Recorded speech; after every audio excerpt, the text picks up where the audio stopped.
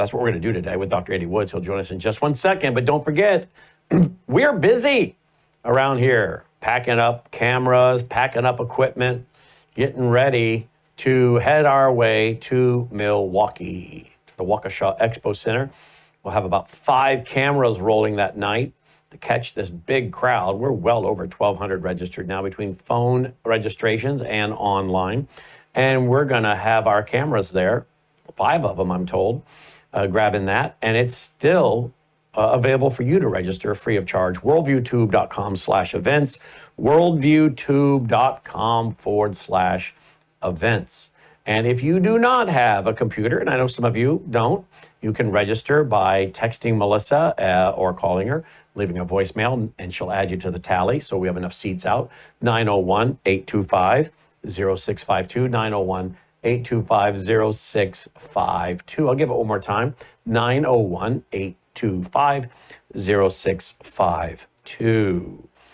And if you'd like to live stream it, we're going to make that available for our Vault members. More details on that at worldviewtube.com/vault, worldviewtube.com/vault. Myself, Dr. Andy Woods, and our reporter from Israel will be with us in the building, Aaron Lavarco. Hey, will all of you pray for safety in travel? Pray that we do not get run over by a semi-truck driven by illegal aliens from the Middle East or somewhere else.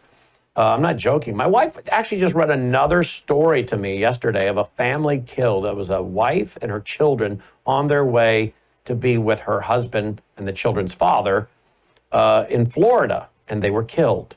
Pray for that family. I don't know their name, but the Lord knows their name. But, you know, I don't know, maybe it's just as you get older and you know, young people think they're invincible, don't they?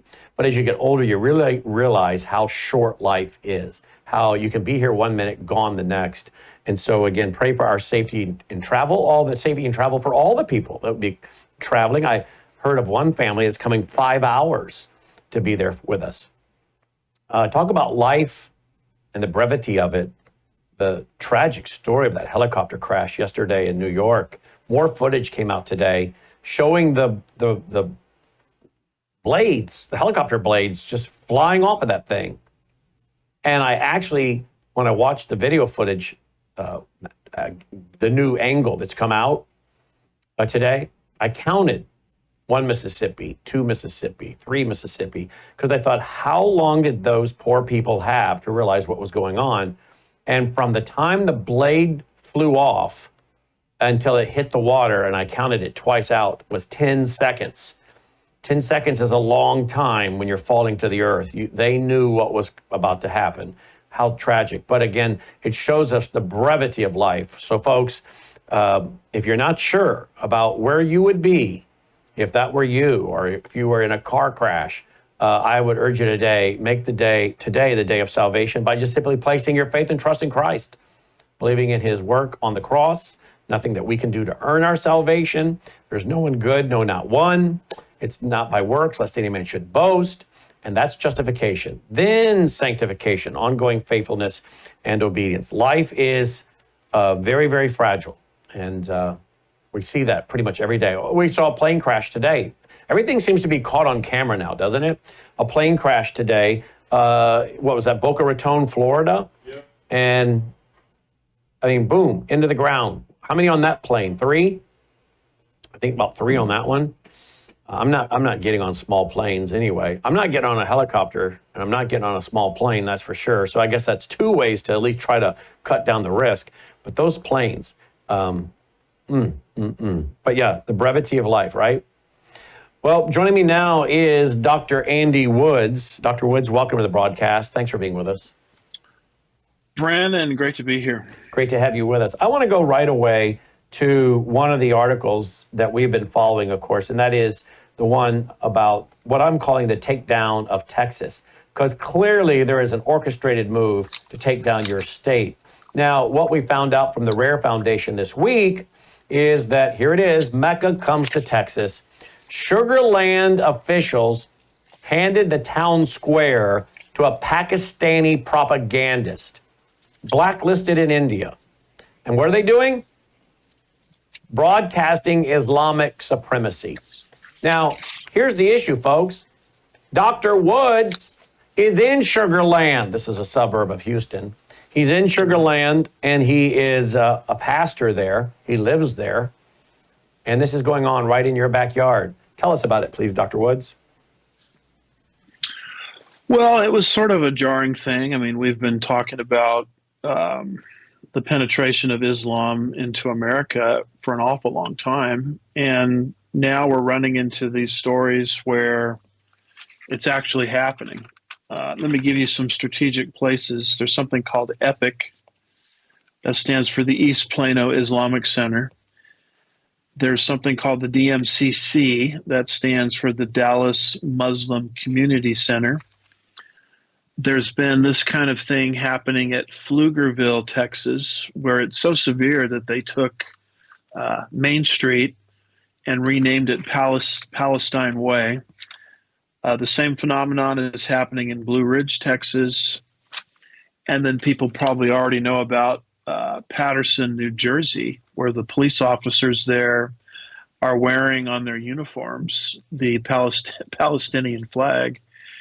So the latest outburst is what just happened in my town, a great place to live, by the way, Sugar Land, Texas, where at the end of Ramadan, all of a sudden we learned that there was an Islamic call to prayer. The town square there, town center as we call it, which I'm extremely familiar with. I know that downtown Sugar Land area like the back of my hand. It's like this happened in my own backyard, essentially. The town square was filled with, I would guess, because I know the dimensions of the town square pretty well, somewhere between 500 to maybe up to 1,000 Muslims, with their prostrate towards faces towards Mecca and Medina, participating in this call to prayer. And then the organizer of the event stood up, and the Rare Foundation article has all of the videos of this happening, so it's not a matter of hearsay. Basically stood up, and in the background, right there on city council steps, is like a giant screen. And I want people to understand that that wasn't a poster of Mecca and Medina. That was a live feed. So as the Muslims go to Mecca to circle this giant cube, I think they circle it 7 times. I think it's called a Kaaba, if I've got it right. I was on with Sharam Hadian yesterday, and he was sort of helping me with some of the vocabulary. But the point I'm trying to make is the guy stands up and he says, with technology for the very first time, we are connecting what is happening live feed in Saudi Arabia, in Mecca and Medina with Sugar Land. And so as this article from the Rare Foundation points out, this is not just pluralism, diversity. It's not just, oh, isn't it nice? They're practicing their own minority religion. You're not dealing with a Hindu or a Buddhist or something like that. This is an ideological conquest. And basically what they're saying through all of this is we've ideologically conquered this city. And it's kind of, we're kind of throwing our hands in the air at this point. Who approved this? Who's financing this? I'm starting to get mixed reports. I have a guy that I know pretty well running for Sugar Land City Council. I texted him immediately on it. He tried to get some answers. He's actually speaking tomorrow morning at our men's group, bright and early Saturday morning, to give us kind of a rundown on the whole thing. And he's saying, well, the city did not approve this. That's what the story he's getting. So it's kind of like, well, then how in the world did this event ever get approved? Who approved it if the city didn't? And there's mixed reports on that. And where does the money come from? So this is, it coincides with other things happening in the state of Texas. It coincides with the end of Ramadan. And I completely agree with what you just said. It's a concerted effort to, I think, take down Texas, to show Texans that, Texas really belongs to Islam. And the timing of this is not of these events is not coincidental. And I think they believe if they can turn Texas blue, which might be the goal here, or at least kind of, turquoise, then you've taken down the reddest, largest state in the union. And if they can do it here, what can they do in New Jersey, Massachusetts, etc.? And if Texas turns turquoise or blue, you'll never see a Republican president ever in the Oval Office again. You'll never see a disruptor like Ronald Reagan, Donald Trump. And so this is basically the clash of cultures. This is an invasion of Western civilization by an alien culture that does not respect Western values. And in Islam and in the Middle East, symbol is reality. The Western mind doesn't understand that, but this is symbolism for ideological conquest. And so that's what we're dealing with here in our little sleepy town of Sugarland. And what are the low? I mean, you're a pastor there, and you're speaking up and you're speaking out. How many of your fellow shepherds are speaking up and speaking out like you are? Well, let's just put it this way. I'm waiting for alternative voices to arise. I know they can arise because I don't know if you remember when Anise Parker, who was the mayor of Houston a few years back, wanted all your sermons. She wanted to confiscate sermon notes. This area rose up against her. I know this area is capable of doing that. I just don't think they understand the nature of Islam. Or are they scared? Could be. Scared of the press?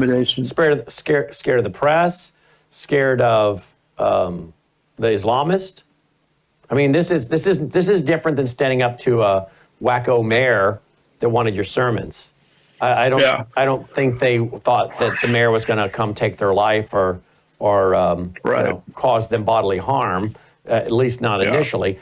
This is a different situation. And let me say to you, my friend, when they see people like Pamela Geller and Robert Spencer, two of my friends, have ISIS figures show up in full black gear and armed up to their event in Garland, which their private off-duty cops they hired had to take them out. When you see a gunman come into our conference from Saudi Arabia, and he had to be removed, and he had weapons in his car. Pretty soon these stories get around, and I'm sorry, a lot of pastors are like, I don't really think I want to stick my neck out here. I've got a wife, I've got children, and their wife may be saying, I don't think this is right. You don't think it's right, but we got children, okay? We need to just be aware of our children, right? So I can understand that fear. I really do. I do. And by the way, we'll have security at our event. And when I say security, I'm not hiring off-duty cops. Nothing against police officers, but that doesn't do it for us anymore. We've got to go to guys that have special forces, military training background. So we have massive security this weekend. Take care. We'll be right back. Hello, I'm Brandon House. I want to thank you for all your support at wvwfoundation.com that helps make possible pushing out 24/7 content for free. Without your support, we'd have to put it all behind a paywall. But thanks to you and your support through our foundation, we're able to push it out for free as a broadcast service and broadcast ministry of WVW Foundation. Please consider going there and setting up an automatic monthly contribution, or go there and make an occasional contribution. If you prefer to support us through the mail, you'll find our mailing address there at wvwfoundation.com. You can also call and make your contribution over the phone by calling 901-825-0652. That's 901-825-0652. Again, all these details are available at wvwfoundation.com. Thank you for your support as we try to help people around the world understand the times through the lens of a Christian worldview. All right, welcome back. Glad you're with us. Worldview Radio, our website, worldviewradio.com. Dr. Andy Woods, andywoodsministries.org. He, along with Aaron Lavarco, will join me this weekend. This Tuesday at the Waukesha Expo Center. And we've also alerted the Waukesha Sheriff, who was very, very gracious. The Waukesha Sheriff was very gracious, speaking to our security guy yesterday, one of our lead security guys yesterday. So again, we're doing all we could do to be ready for a great event, and hope you'll join us. worldviewtube.com/events, worldviewtube.com/events. They're not only trying to take down Texas, they're trying to take down Wisconsin. And I think we just had a rigged election in Wisconsin with voting machines. By the way, Tulsi Gabbard came out yesterday in the cabinet meeting and said, we have evidence these electronic voting machines are being hacked, have been hacked, can be hacked, and flip votes. I wonder where we have heard that before. Yeah, right out of this very studio and this very desk, right? Mike Lindell and many attorneys and experts talking about that. So I think they're bringing down another state, Texas, and another state, Wisconsin. And this just keeps going, right? Now, let's go back to why many pastors in your area have yet to speak up. So far, you appear to be the only one speaking up, but you say, I know they have the ability to do it. They spoke up when the radical mayor wanted to collect all our sermons, but that's much different than Islamists who are known for, violence. So do you think it's the fear or the Islamophobia label or both? Well, obviously, we're not dealing with Benny Hinn or Paula White, right? We're dealing with people that know about jihad. Wait a minute. Are you saying that all of these guys running around wanting to trash on Benny Hinn and Paula White, I'm not here to defend them, but that's low-hanging fruit. And boy, they want to hang their evangelical Calvinistic worldview on the fact that they can take those people to the woodshed. But then they tell us when it comes to James White and Yasser Qadi, who's building that epic center, James White gets a pass for all of his great hyper-Calvinist false teaching. Wait a minute. A guy calling out false teaching gives a cover to false teaching. Ironic.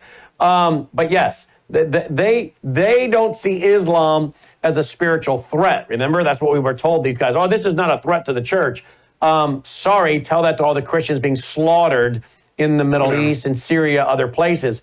But you're right. I'm not giving a pass to Benny Hinn or Paula White. But this is not like calling out Benny Hinn and Paula White. This is dangerous, right? That's what this is. And those pastors know, hey, I can call out Benny Hinn, Paula White, false teaching, sure.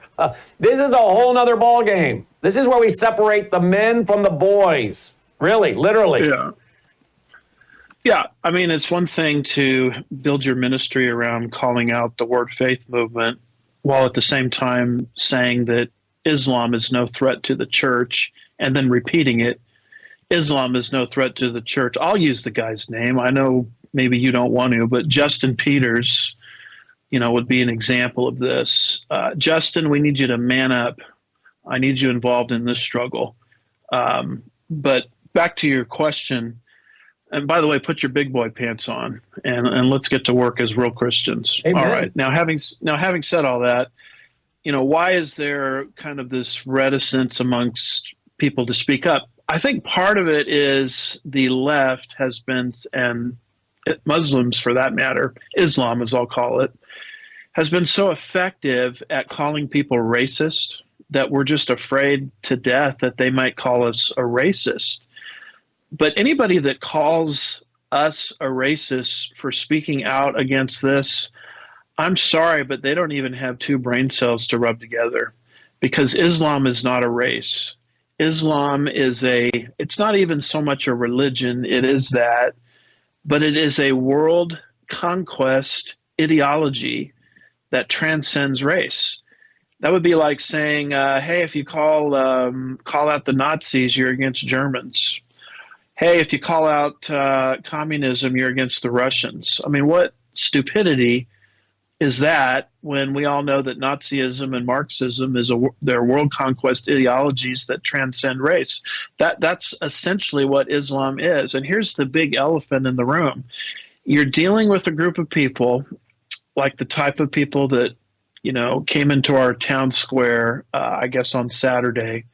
You're dealing with a group of people that have no ambition whatsoever to assimilate into American culture. We all love immigrants and we all love legal immigration, but that's not what we're dealing with here. We're dealing with people that want their own judicial system. They want their own court system.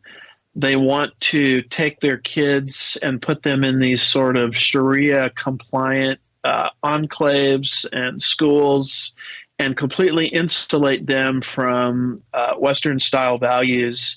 And so what you're dealing with here is a clash of values, East versus West.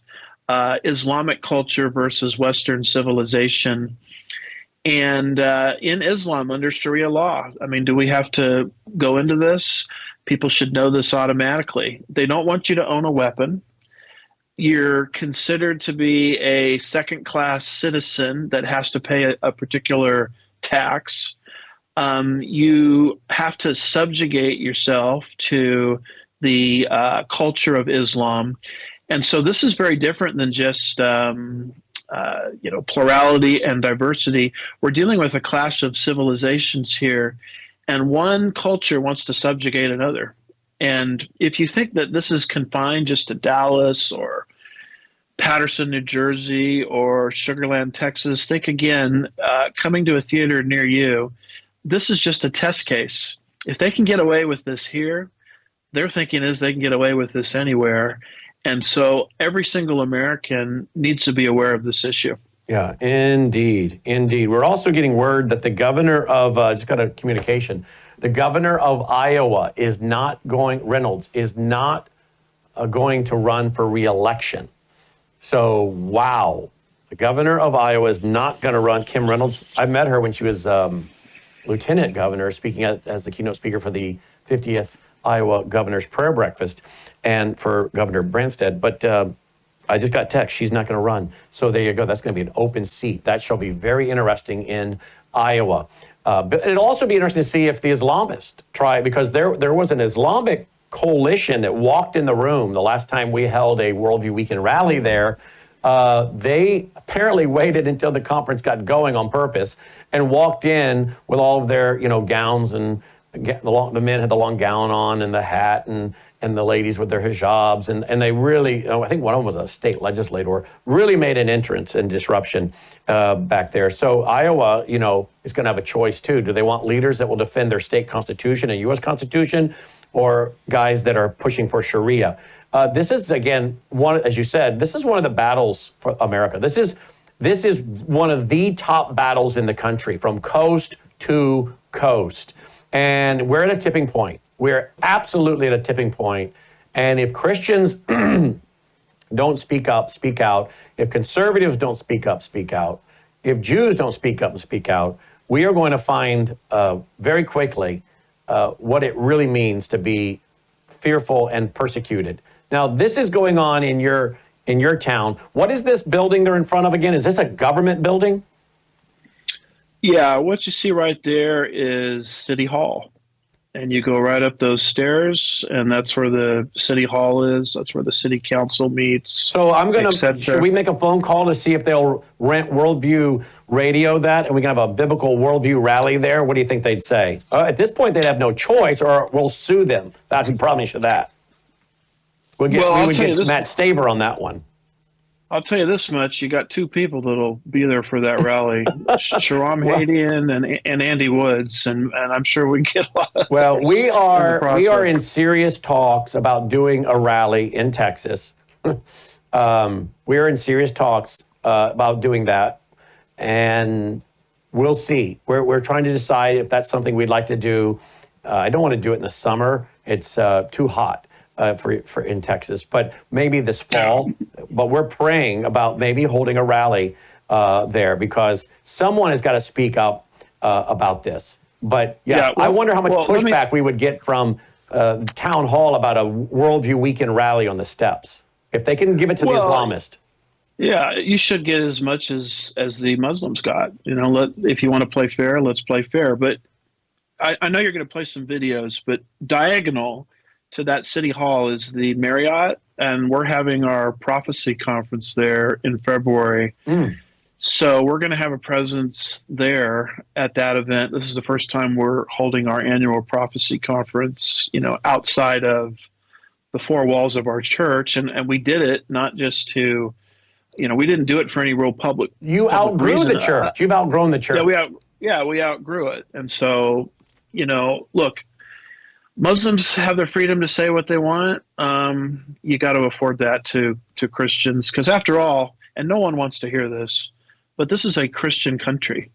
I know people want to fight me on that, but just study the history of America, study the Supreme Court decision United States versus Trinity Church, I think it is, 1892, our Supreme Court unanimously said, after examining, I don't know, what was it, an 87 or more historical precedent, starting with Christopher Columbus, that this country was founded on Christian values. We have what we have today because of our biblical and Christian foundation. We did not get to where we are today with our freedoms that we enjoy and take for granted with Muslims founding this country. And they're busy trying to rewrite history, and they're busy trying to subjugate what we have here and turn it into Pakistan, Iran, and other, oppressive entities that you have all around the world. And if you want to know what your future is, America, if you turned a blind eye to this, just look in the Middle East, where women are subjugated, homosexuals are thrown off buildings, Christianity is persecuted and oppressed. And if you want that to come here to this country, then just stay silent in the midst of these statements of ideological conquest by Muslims. Here's some video and audio. Listen to this. I think we had audio here, right, guys? Here we go. No, I don't have audio. Do you guys have audio? You're not hearing it either? Let me turn it on. That helps. Here we go. History of Sugarland, that we have live azan and live transmission directly from Mecca and Medina. Is that a beautiful feeling, ladies and gentlemen? Mecca on the background. Open air, Sugarland Town Center. What a beautiful, it's such a beautiful feeling. Now, what is it they're showing on the big screen right there, Dr. Woods? Now, this is a big deal because when I first saw that, I thought that was like just a poster or a picture, but that's not what that is. That's live what is happening in Mecca, Saudi Arabia, concurrent with this event in Sugarland. In other words, what the guy is saying is this is a beautiful turning point in history because with the technology that we have just connected Saudi Arabia, where they travel, 7 times around this thing, and there's something called the Kaaba, and I'm learning more about it from my friend Sharam Hadian as we go. But it's a deeply entrenched concept within Islam, and they're connecting in live feed what's happening in Saudi Arabia with Sugarland, Texas. Did you ever think you'd see this, folks? These people have no desire to assimilate. And you know what they're teaching in their mosques if they're following the hadiths, following the Quran. Now, we come back. He mentioned something I did not know. He mentioned a New Jersey police officer wearing the Palestinian flag on his uniform. While he was talking, I went and found it. We'll talk about that and more right after this break. HandyWoodsMinistries.org is his website. Hello, I'm Brandon House. Melissa and I have been taking Bella Grace, this powerful elixir, since last fall, 2023. The results have been amazing. My hands would crack and bleed, deep cuts and cracks every winter for years. No matter what we did, we couldn't get them to stop cracking and bleeding. This year, I took Bella Grace, no cracking, no bleeding. My acid reflux, gone. Haven't had to take a Pepsid. My hair growth, the last 2 times I had my hair cut, the lady had to use thinning shears on my hair. That's amazing. We've also received incredible feedback from you, our listening audience, and the impact it's had for you. This is loaded with astaxanthin. That's a powerful antioxidant. Collagen, but top grade collagen. Studies show 95% of it is being absorbed in the body because of the way they develop it. Then we have something called cat's claw. That's an anti-inflammatory from a vine in Peru. It's the bark, and it's an anti-inflammatory. There are about 80 clinical trials on Bella Grace. Please get a subscription now and save. MelissaHouseBG.com.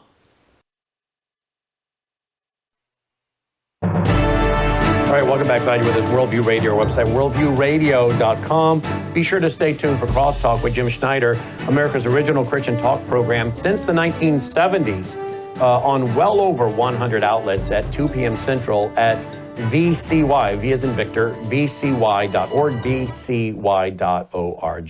So Dr. Woods mentions, and by the way, we carry his broadcast on Saturday and Sundays at noon, right, Dr. Woods? Both days, noon? Yeah, and in the one 349 that just got released this morning, that'll show up on your channel tomorrow, I go into depth, on this issue. Good. So if people want to learn about it, watch the show that comes on WVW at noon Central. Noon Saturday and Sunday. Yeah, correct. Okay. Now, I didn't know about a police officer in New Jersey wearing the Palestinian flag, but I got some video and audio. Listen to this. Here we go. طبعا اسمي أديب كناس. أنا أصلي من فلسطين، مواليد هاي البلد، وهي بشتغل بشرطة فارس. اللي لفتني أنا بلباسك. All right, this is the first time I've seen it, so clearly I can't tell what he's saying. But there's a transcript there. But you can see from his uniform for TV and for radio, I'll just tell you, on his uniform he has the Palestinian flag, and he's got it right on his uniform. So again. These guys, he goes on to talk about all the Arabs. I love how Arabs. I don't know, why doesn't he mute that? Why doesn't he want to just call them Muslims? Because they go on to show all the pictures of all these folks wearing their hijabs and everything else. So that's clearly obviously what we're talking about here. But the Palestinian flag right on his uniform, I don't know why the police department in New Jersey allows this other than their liberal woke, cultural Marxist, etc. But he's going into this Muslim community and he talks about it and how they love to see this flag. Now, how would you like to have this guy or any of these guys with this flag show up at your church or your home? If I lived in that area and that guy shows up at my house because I got an emergency with that flag, I would be very uncomfortable, and I'm thinking, I'm not sure this guy's really on my side if he's wearing that flag. To me, this is wrong. It's politicizing the police department, and it's sending a horrific message, particularly after October 7th. But this is where we're at now in America. Dr. Woods? Yeah. Well, let me just say something even beyond that. What that is treason. That's treasonous. In other words, by showcasing that flag on his uniform, he is in essence symbolically swearing allegiance to a power above and beyond and outside the United States of America. This is the same issue. You remember when JFK ran for president? Right. And he was a Roman Catholic, and at that time there was an issue, who are you going to swear allegiance to, the United States Constitution or the papacy? This is the exact same issue.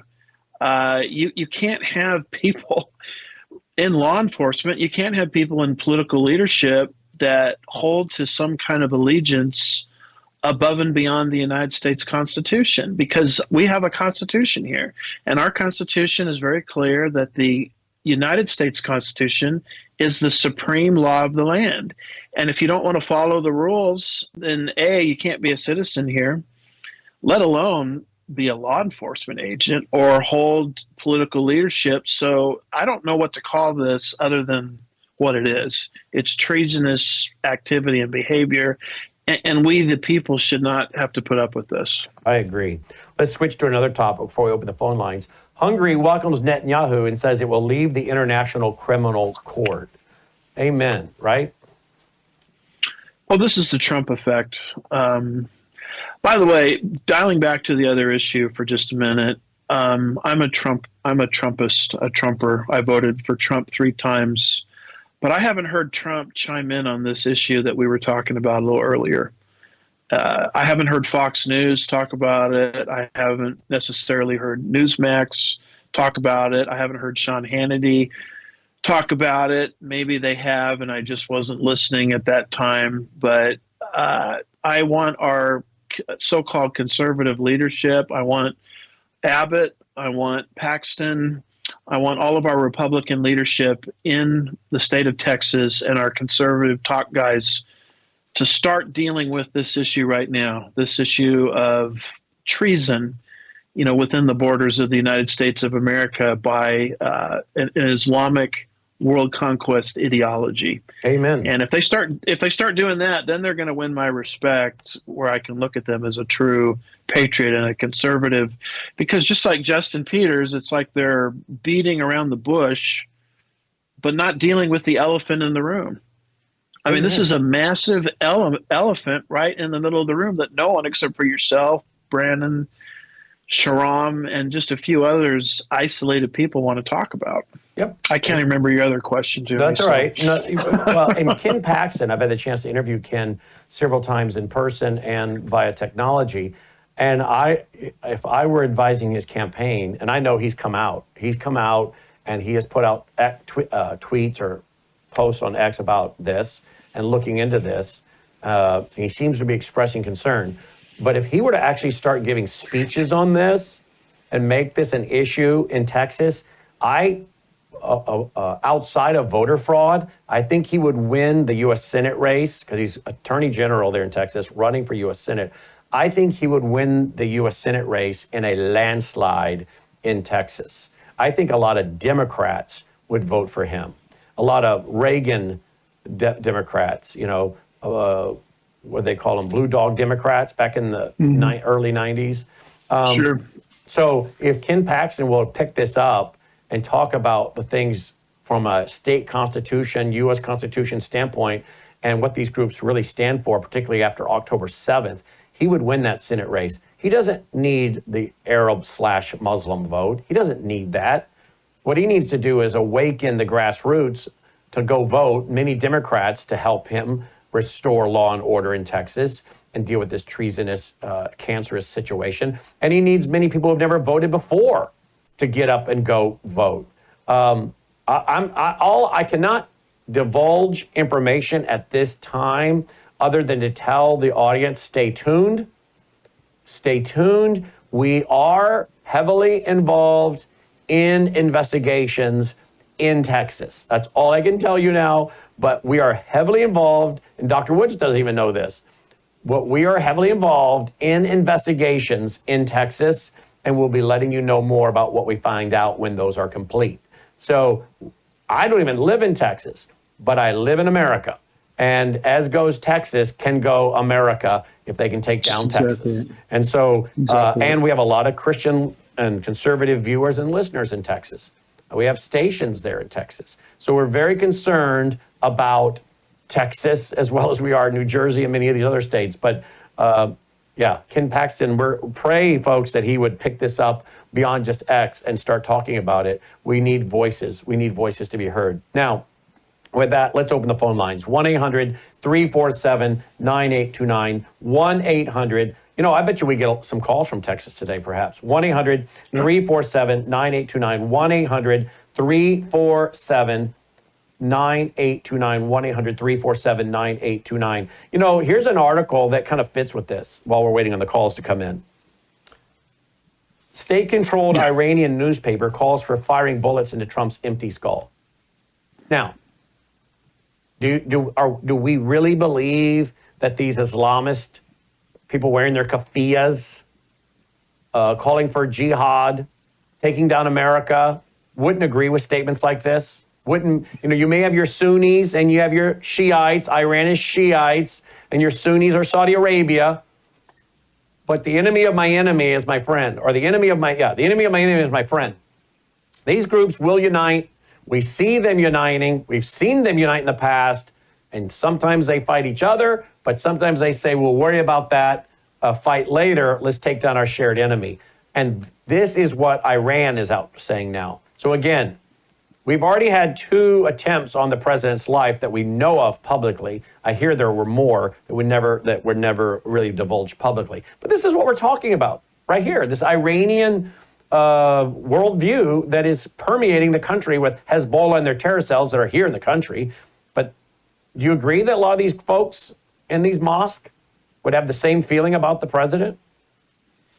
I absolutely agree with that, because it's part of Islamic teaching and doctrine. When you study it in the Quran, when you study it in the Hadith, there are these warlike statements. And Muslims that don't live that way, and this is the important thing to understand, Muslims that don't believe that or want to live that way are living inconsistently with their own religion. By contrast, when a pro-lifer who's a Christian blows up an abortion clinic or something like that, or let's say they fly an airplane into a building, they are living inconsistently with the Bible.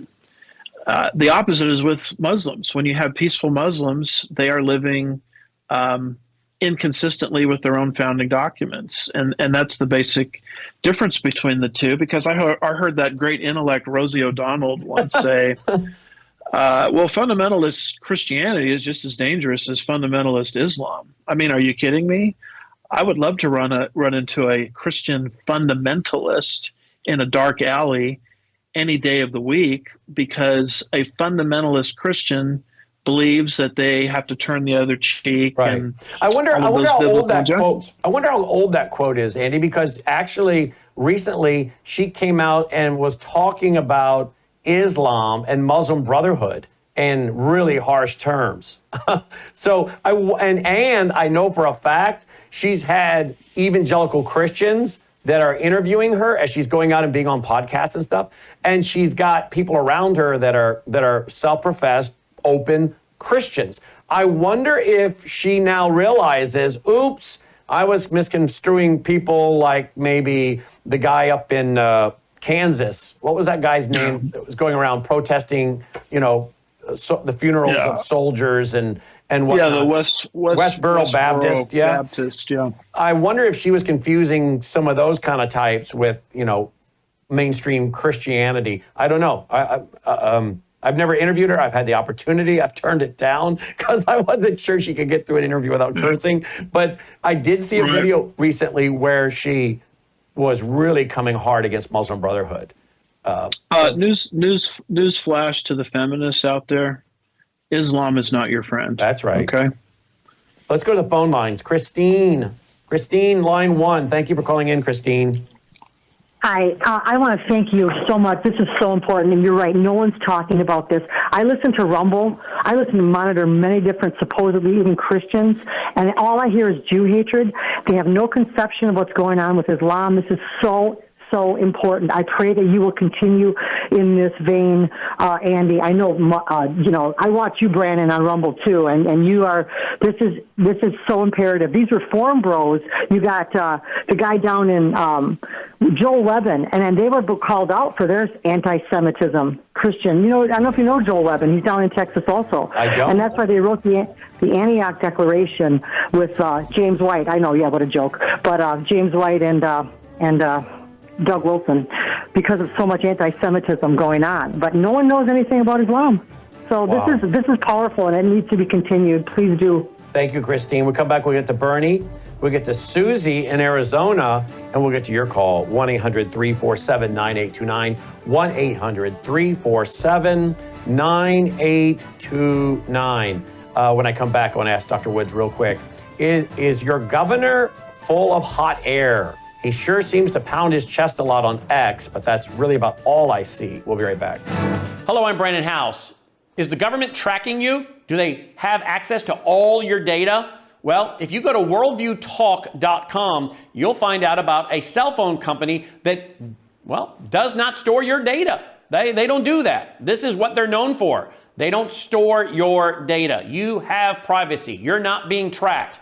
That's why a lot of folks are turning to worldviewtalk.com. You'll find their prices are very competitive. All the details are there at worldviewtalk.com. Again, worldviewtalk.com. Oh, while you're there, not only do they have cell phones that aren't tracking you, you can find out about how to get a satellite phone. Should the whole system go down and you want to communicate with a family member or a loved one, you might want to have a satellite phone. Or how about their solar generators? They have great solar generators. Check them all out right now. Worldviewtalk.com, worldviewtalk.com.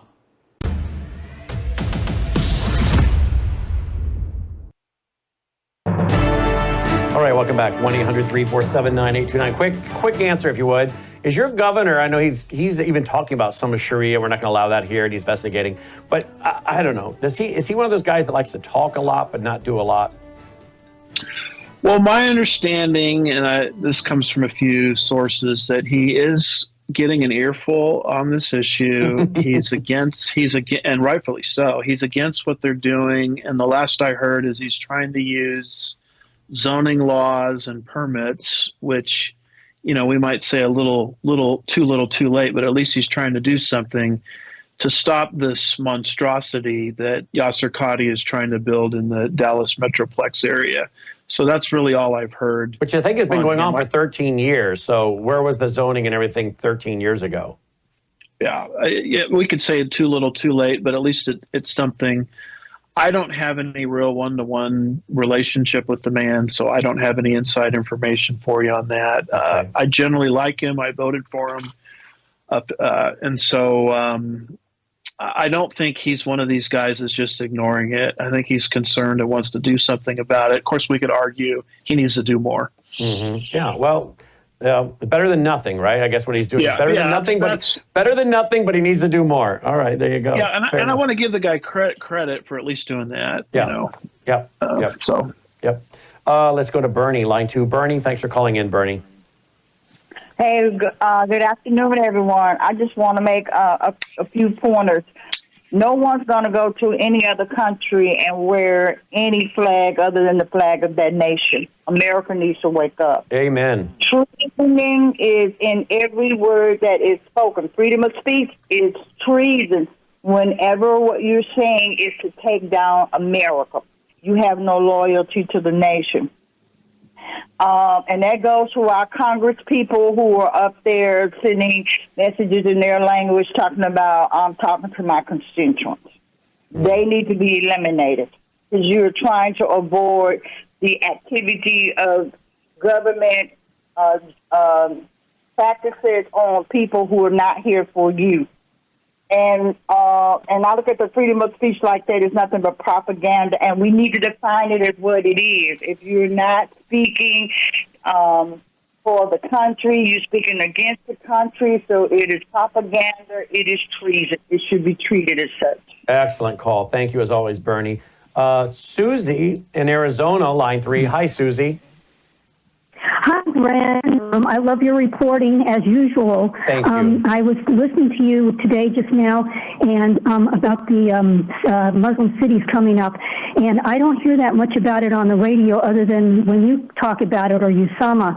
So I just now, and I also did this 10 days ago, I called up the Salem network here, 960 The Patriot, and I talked to the director in charge, and I told him about what was going on, and I said, you've got to get Seth Leeson on this to talk about it because we're not hearing anything about it. And I told him the dangers and everything. And I think what we need to do, all of us that are listening to you, is if we fan out and we call our local radio stations, especially if they're Christian and politically bent, and talk and get these people to talk about this. I think we can be very powerful if we all try to do something like that. The 960 The Patriot here is a Christian station, and it talks a lot about politics. So that's why I called them. Good for you, Susie, and I think you're right. Take advantage, folks, of calling into live talk shows and say to the host, hey, have you heard about this? It's documented. We have the videos. Are you aware of this? And stick with the facts, Great point. Maybe it'll cause more to become aware, because I think there are a lot of people who do not know what we're talking about today. Great idea, Susie.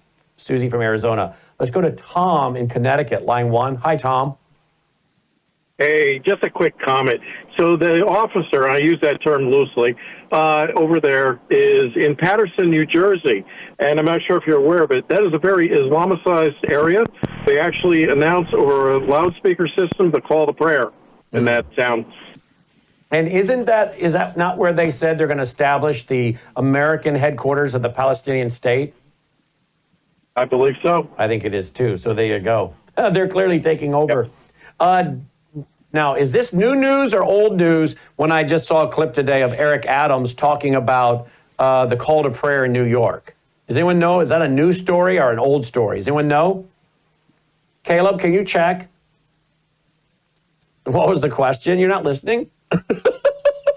It was. The question is, I saw a clip today of, I thought you were hanging on every word I said, Caleb. He's laughing.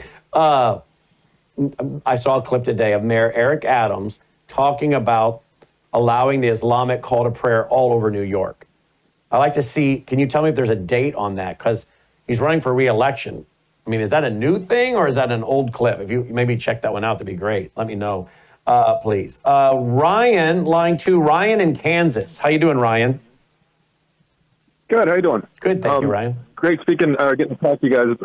Yeah, I've enjoyed your show for a long time. Thank you. I had a question in regards to a comment Dr. Woods made earlier in the show about Christians, but Americans in general just not speaking up about this issue. And I'm wondering if it part of it plays into like they're so busy calling up the Semites and all the Judaism things, and now to do this would be a contradiction to that. I think, especially with all the things going on in Israel, is that they're so busy focusing on the wrong issues, and maybe this is even a judgment for that.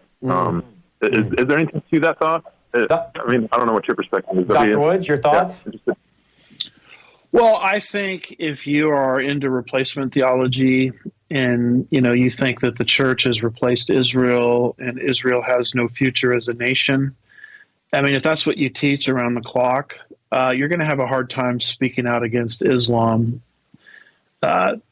because you're already anti-Zionist in your perspective. I mean, why would you speak out against another, anti-Zionist movement? You're anti-Zionist yourself.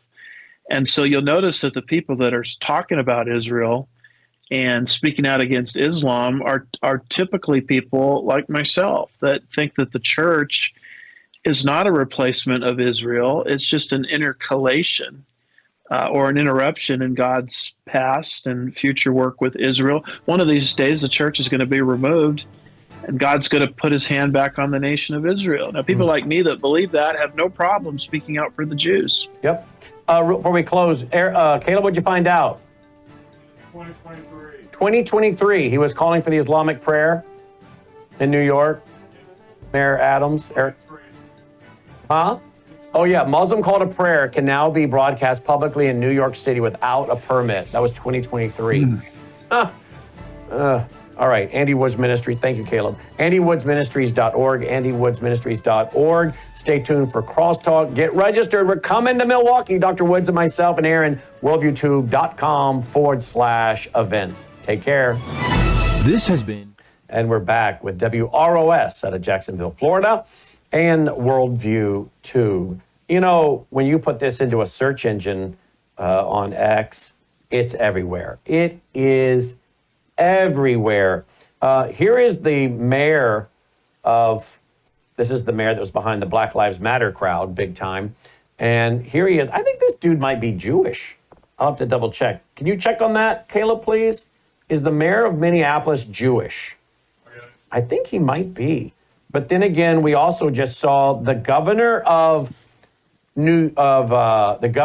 Pennsylvania giving $5 million to a terrorist-tied mosque. A Jewish man.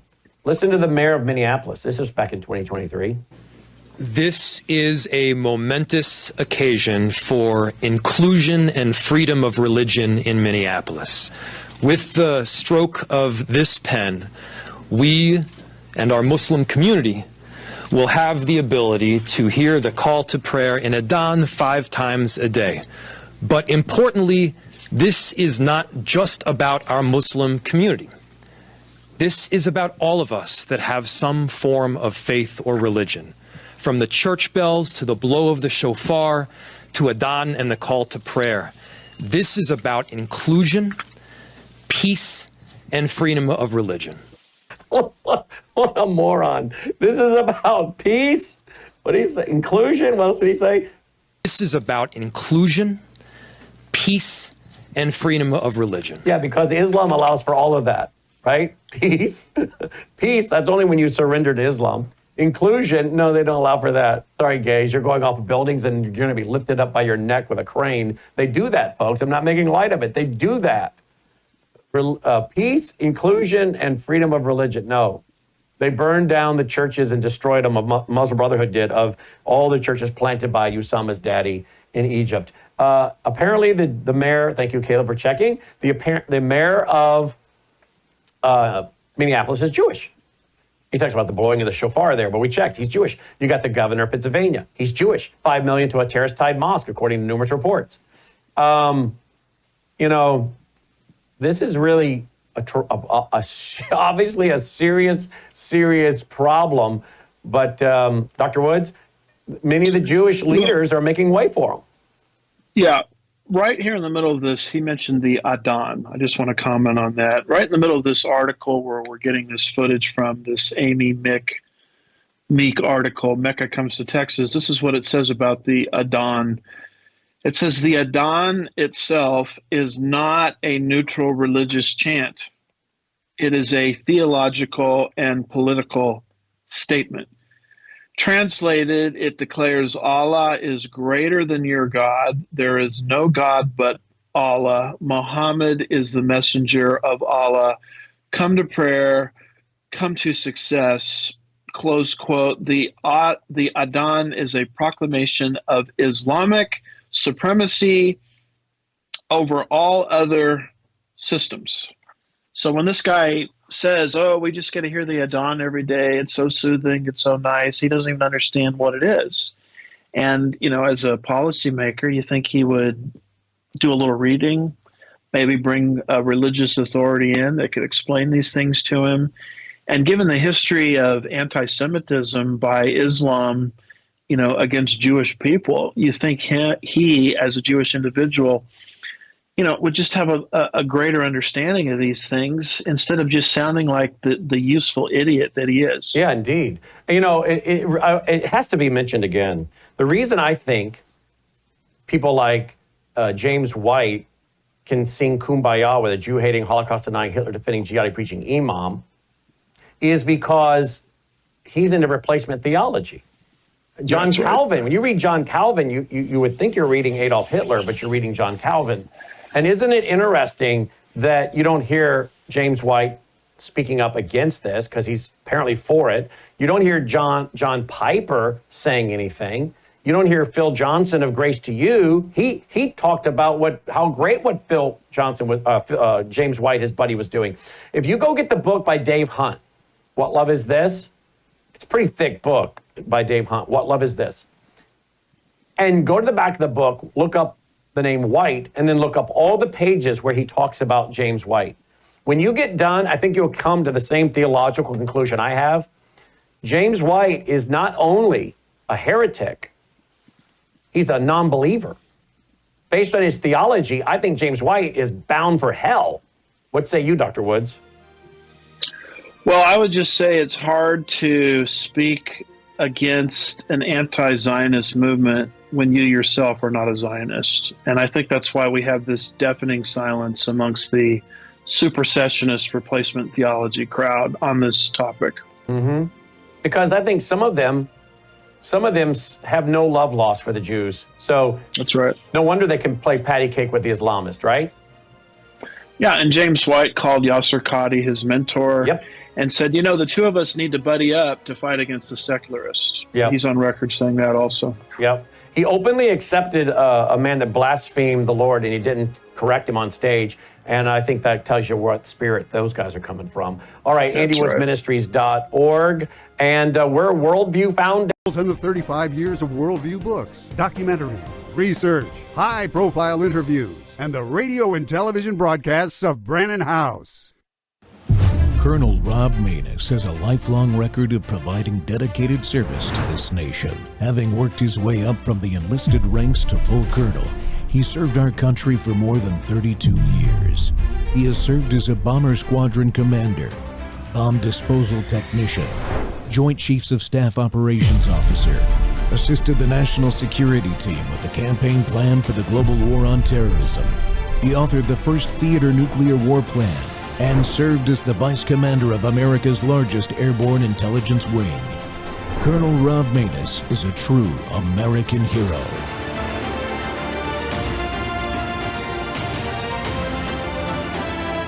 This is Rob Maness Live. On my way to try to find my first interview, this woman comes along and advises the people not to do an interview with me. Then she proceeds to take photos of me with her phone and then grabs a sign that says troll on it. She then, and I kid you not, followed me around the protest for the entire time I was there. The people she's guarding from an interview are folks calling for violence, holding a sign saying burn a Tesla, save democracy. And so obviously no one can be that dumb for free, so who is this woman? This is her protesting JP Morgan, funded by a campaign called 350 PDX's Defund and Divest team. This is her on Capitol Hill blocking senators. So she travels for her job as a professional protester. And this is her participating in an If Not Now, a progressive Jewish organization supporting Ilhan Omar. Yet this is her on a website for a Lutheran church. Could it be that she's pretending to be Jewish? Yes, just like the people who occupied Trump Tower pretended to be Jewish. If you're wondering who the guy is signaling for help and talking very negatively about my channel in the background, he's another professional protester. Here's him freaking out at Grand Central Station, here's him calling to vaccinate the world, and here's him supporting I don't even know what. You know the worst part about this guy? He could be teaching your child. That's right, he's a professor of health sciences at Touro University in New York. Oh, I have another sign. Let me see that. Yes. I know he's a right-wing troll. No, it's fine. It's fine. But he cuts off the cover. He's loving this. You're feeding him. So this woman with an arrow was the one he signaled for help. And why? Because they're teammates. Here's her standing right in front of the college professor at a completely different protest. Here's her at another protest, and another. Trump and Elon have a vicious paid opposition in this country. Over 200 Tesla takedown protests have already happened. That's not natural. And it's not just words either, it's assault. These people are going after Tesla owners. America's left is a fraud. It pays its protesters. We've known that for a long time. Welcome to Whistleblower Wednesday. The Rob Maida Show is live on Worldview Tube, our X-Spaces simulcast, Rumble, YouTube, Truth Social Plus, Amazon Fire, Apple TV, and Roku. And watch for us to be on the regular channel lineup on a lot of these, like Roku, here in the near future. They've been doing it for a long time, even in the days when some protests were, organic and attendees truly cared about the ideas they were advocating for. There was still an element of what is known as astroturfing. And there probably is in most of these types of political protests. But these days, they're all astroturf, or at least externally generated and paid for by the left's billionaires, and believe it or not, some of our tax dollars through non-government organizations, I believe. Well, fake protesters pushing fake messages harms our political discourse by distracting us from what matters most, and that is insisting on effective policy by our elected officials that protects us and our prosperity. So it's very dangerous. So my guest today to pull the curtain back on the secrecy behind some of these shady groups maybe and paying and organizing all this is Adam Swart. Adam's the founder and CEO of Crowds on Demand, the original paid protesting firm, and one of the nation's leading experts on protests, advocacy, and political influence. A lifelong liberal, he now finds himself increasingly, quote, not liberal enough, close quote, for the modern left, and has become a vocal critic of what he calls a party of tantrums, not ideas. Adam, welcome to the Rob Maida Show. Colonel, thanks for having me on. I appreciate the invitation. Oh, thank you so much for making the time, Adam. Look, the first question I have to ask really is how did you get into this and why did you start this company? Well, sure. I started the firm when I was in college, so this was 13 years ago. And it's been 13 years now. When I was in college, I worked for a lot of campaigns, primarily on the Democratic side of things. And I noticed that the people running the campaigns at the time were product of the 60s era, where they said, Adam, get me 10,000 students out to protest this.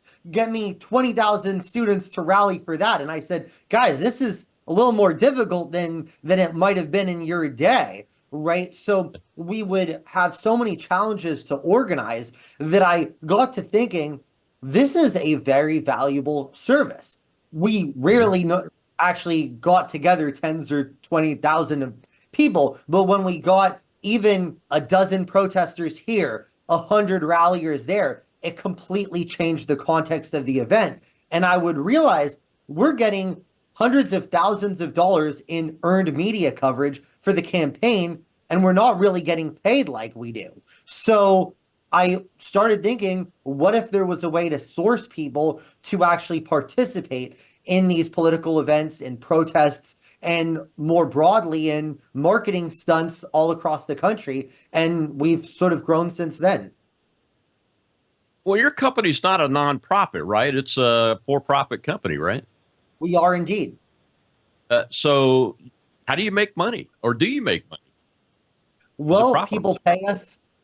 Sure. Well, people pay us to organize demonstrations, right? People, sometimes it's companies who are lobbying for something, or potentially just trying to spread the word, right? Like a product launch type of thing, PR stunt. Sometimes it's issue advocates, right? You want housing blocked in this area. You want a new power plant in that area. You're trying to stop the rezoning of your neighborhood. You want more police funding in your neighborhood, right? So all these kind of causes, people pay us to advocate for them. And what we do is we essentially take an issue and then take people who are passionate about that issue and compensate them, who are people who already are passionate about issue, to actually demonstrate, make calls, etc., in support of that issue. So we're sort of the connection. So we actually help democracy by facilitating people's participation in the political process. Yeah, and I don't have a problem with that. I just have a problem with people that really, that's what they do. Like the opening clip, the guy, the young man was showing these protesters that were at all these different things that are different positions and different types of groups and everything. It's that piece of it that I think that muddles the water to the point where it can become dangerous. You turned down working on these Tesla protests. Why did you turn it down? I think it's too risky right now, because I think that this is part of a broader market manipulation campaign by certain people who are, this is actually not as much about politics as it is about market manipulation.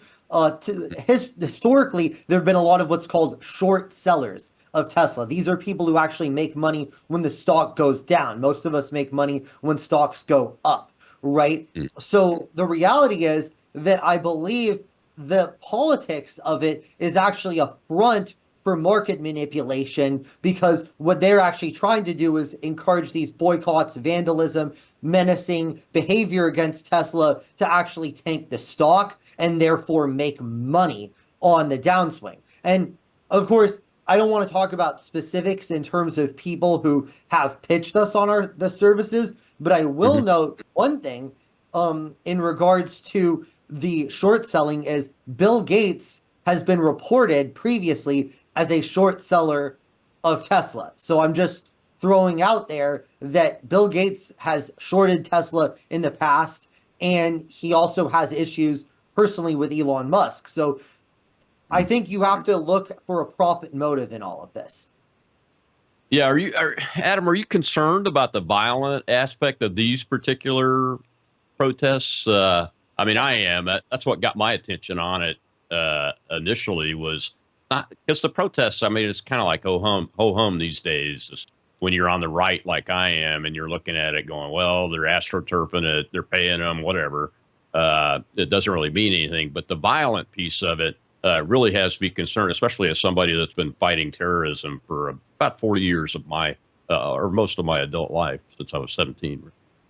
Well, I think it's a big concern whenever there's violence, because it's critical to protect the right of First Amendment expression for peaceful protesters, regardless of their views, even if their views are heinous, right? But what happens, and I think this is a major concern and part of why I decided not to do the Tesla protests. It's not because I even disagree with some of the concerns with Elon Musk, but because what happens is you could organize a peaceful demonstration, and then you could have violent agitators who are either perhaps paid or perhaps just looters or people who are looking for an excuse for violence, who attach themselves to that group.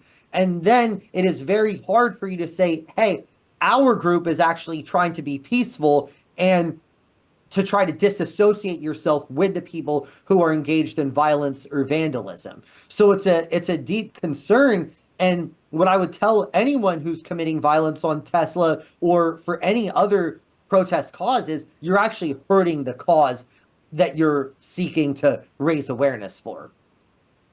Yeah, absolutely. Are there, and of course, I know you have some sensitivities as far as privacy goes, but are there companies out there that actually do pay people to be violent?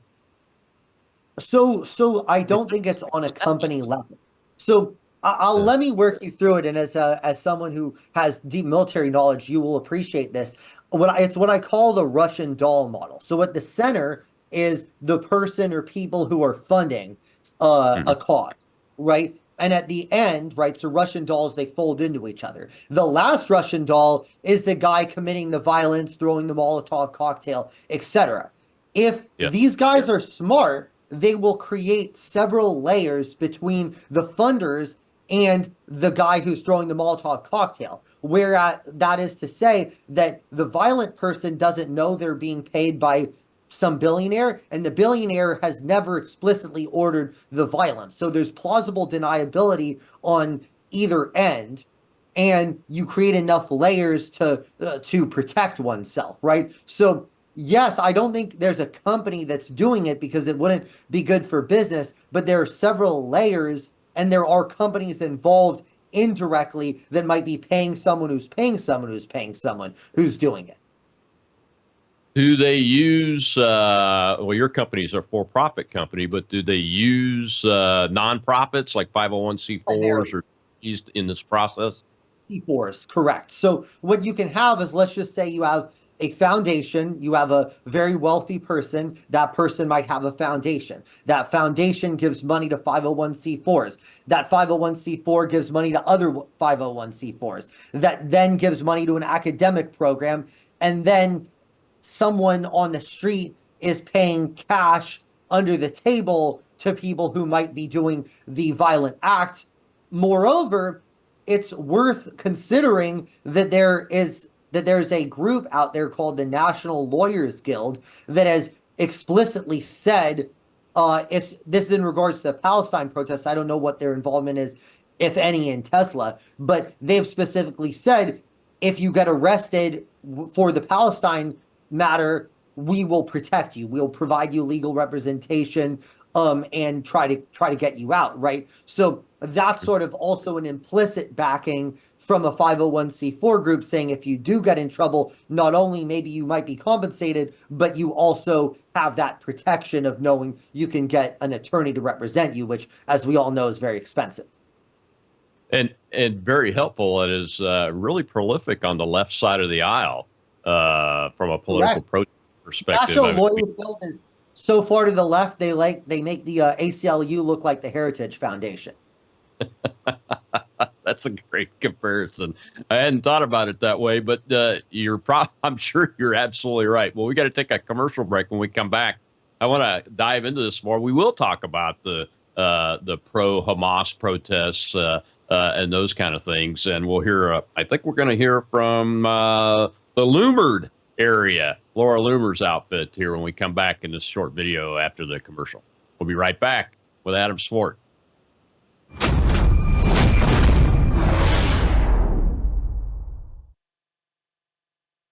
But with Brandon, it's always cutting edge stuff happening in the world, and it's not just from the political angle, because you can get that on other platforms, but it's always from the biblical angle.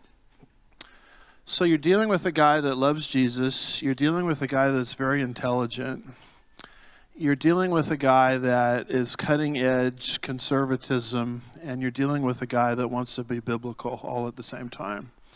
And so for that reason alone, I hope many, many people will not just lift up his ministry in prayer, but will also financially get behind it, because from the angle I'm trying to describe, he really is the only game in town. And we desperately need it in these last days. Can I get an amen to that?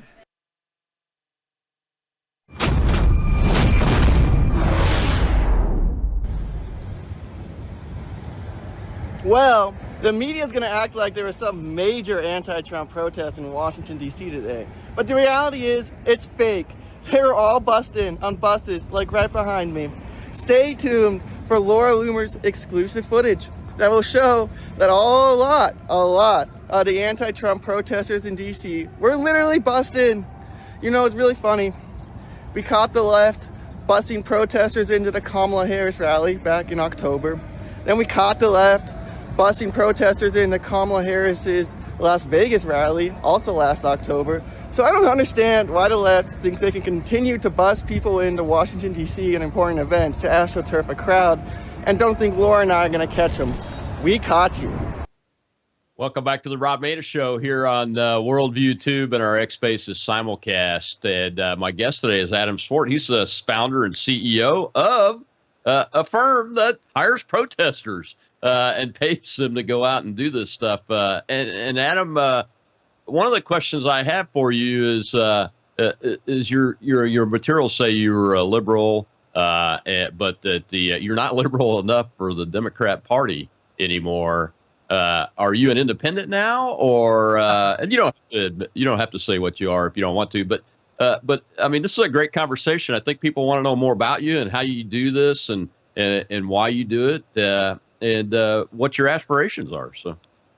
Sure, absolutely, Colonel. And I'm an independent. I don't feel like I owe fealty to either party. I think parties have to earn your vote. And I recommend everybody, whether right or left, to stop just giving blindly your vote to one party. That they've got to earn it each and every time, and each and every candidate has to earn your vote. I think both parties have been very complacent with how they've taken votes for granted, whether it's the Republicans in rural America or whether it's the Democrats in urban America. I don't think that should be taken for granted.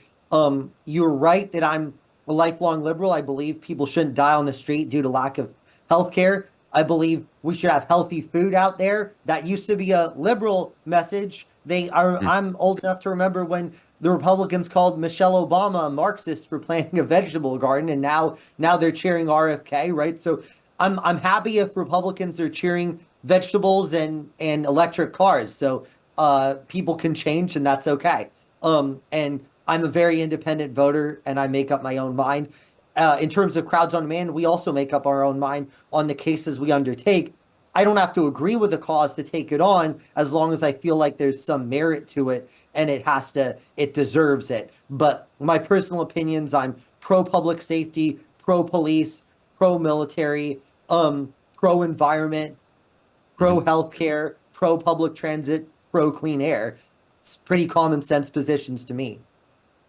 Yeah, the election wouldn't have had the outcome it had the Baja community hadn't gotten on board with RFK. And look, I've been in the farming business since I've been out of the Air Force. Still have family doing it. I'm a big advocate of clean food and non-GMO food, and and getting our toxic chemicals out of our food supply and those kind of things. And I'm a pretty staunch conservative by some people's definition, but I'm really I'm really an Americanist, is what I call it, which is right where you are. A lot of what you just said, Adam, and that is that people should make their candidates earn their vote each and every time, no matter what's behind their name, the letter.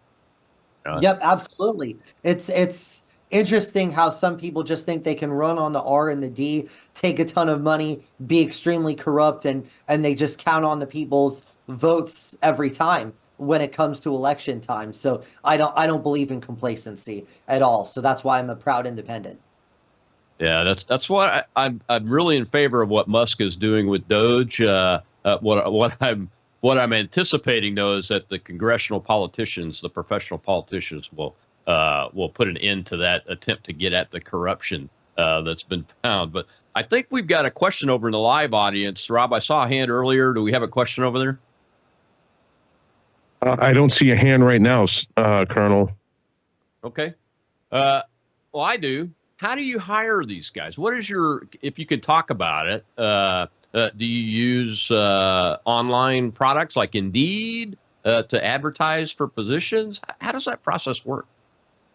Sure. Well, I can't go in detail how some of our proprietary ways work, but we have a lot of people who write to us every single day. I would say I get about 200 emails. We get about 200 emails of people who want to work with us, and they tell us the issues they're passionate about. So we categorize it, but we also proactively reach out to people all the time. So let's just say, Colonel, we were to do an environmental protest in St. Louis, right? We would go reach out potentially to the local environmentalist groups there and offer to compensate them for attending something that they already agree with. Similarly, for pro-police demonstration, we might reach out to certain pro-law enforcement, neighborhood watch type groups and offer to compensate them for turning out. Because the thing is, Colonel, it is so hard to get people out.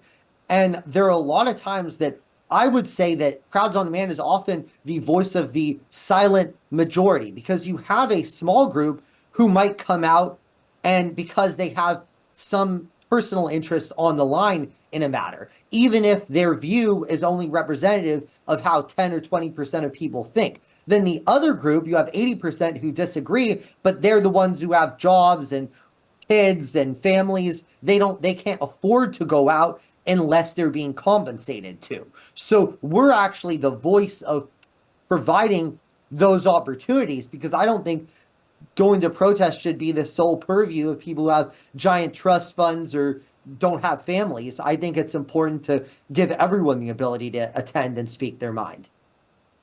Yeah, I mean, I've been on the activist side of doing things like opposing a policy and wanting to get it repealed and those kind of things. From a conservative perspective, it's hard to get people to be able to come out and protest because they all have jobs. I mean, we're all working. I mean, I'm even in military retirement, but I'm still working for a living. I can't just drop everything and go out to a protest. So it's kind of intriguing for me. Can you talk about at all how you pay? How do they get paid? Well, they get paid based on how long they're out there and based on the cause. For example, I always like to use this example. If I'm organizing a conservative event in downtown Seattle, that's going to be a little higher compensation because finding conservatives in downtown Seattle might be hard, although it's a little bit easier these days because some of the left-wing policy has just been such a mess up there. Or finding liberals in central Mississippi, same deal. So part of the compensation is just depending on the issue that we're recruiting for, but most of it depends on the location and the duration, and of course, the number of people that we have involved. So are you, are most, I should say it in general, are most of these companies $15 an hour wage kind of companies or higher? More now, way more now. So it's interesting that was what we started with 13 years ago, and people were very happy with it. I mean, we basically started the company on the kind of end of the previous Great Recession, right? So $15 an hour was considered a great wage at that time. Now we definitely pay people considerably more than that, because think about how expensive the cost of living has gotten recently. We want to make it worth our while. Plus, Colonel, we need good people out there. I always tell my clients, it doesn't help me or help you for me to source homeless people on the street for you. It helps you to have people who sincerely believe in your cause and who are great activists and advocates who can evangelize your cause and who are able to very succinctly articulate the message when the media comes along and wants to talk to people. Yeah, exactly right. Well, we do have some hands up over in the audience now that I can see. Let's go ahead and take a question from over there. Go ahead, Rob. We have Miss G, Colonel. Good afternoon, Colonel, and good afternoon to your guest. Adam, I have a question. I live in New York City. I have constant protests going on here. I was wondering if you have worked at what's going on here. And one other question. do you have a lot of interest from conservative groups? Correct. So let me answer the second part first, which is yes, we work with both conservatives and liberals. And as the Colonel and I were just talking about, a lot of times conservatives actually need us more because conservative people are more likely to have jobs and family obligations that prevent them from going out to go to protests that they believe in. So we have a lot of interest from conservatives. And again, that's not a bad thing because we're turning out passionate conservative activists when we do that. In regards to your first question, yes, I mean, what's going on across the country, I mean, not just New York, but everywhere. If you're talking about the hands-off movement, frankly, I think the hands-off, I have to give it to them. It's a good slogan because it's almost a libertarian slogan, right? Hands-off, it's basically implies that the government we don't want the government to mess with us in some way or another. So keeping the message on the economy, on Social Security is very smart, but unfortunately, the Democrats are often their worst enemy. So I suspect the message is going to end up getting lost and focused on trans issues, Palestine, and other matters that are less popular. Yeah, I saw one of your quotes about that issue, Adam, and what came to my mind was that's great if they can stick to that, exactly what you just said, and keep it on the economy. But what's the counter messaging that's happening is that they're out there supporting fraud, waste, and abuse.